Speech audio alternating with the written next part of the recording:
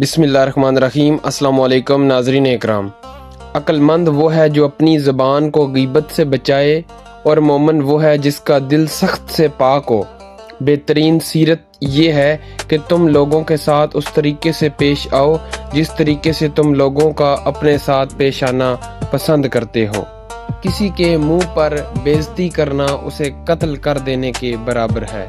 حضرت علی پاک نے فرمایا کہ کسی انسان کو پتھر سمجھ کر ٹھوکر مت مارو، بلکہ اسے تراش کر دیکھو، شاید وہ ہیرا ہو۔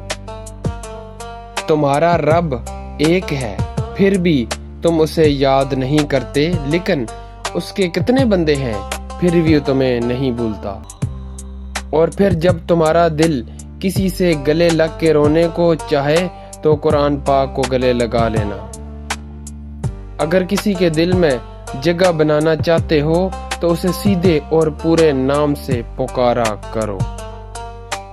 انسان نے جو کچھ جوانی میں کیا ہوتا ہے، عمر کے آخری حصے میں وہ اس پر ضرور لوٹایا جاتا ہے اگر اس نے توبہ نہ کی ہو۔ جب تم پر کوئی مشکل آئے، کسی کا احسان مت لو، کیونکہ مصیبت 4 دن کی ہوتی ہے اور احسان زندگی بھر کا۔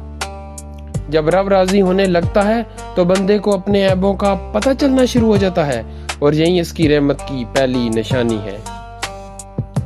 ساری دنیا کے لوگ تجھے اپنے فائدے کے لیے چاہتے ہیں، صرف تیرا رب ہی جو تجھے فائدے کے لیے چاہتا ہے۔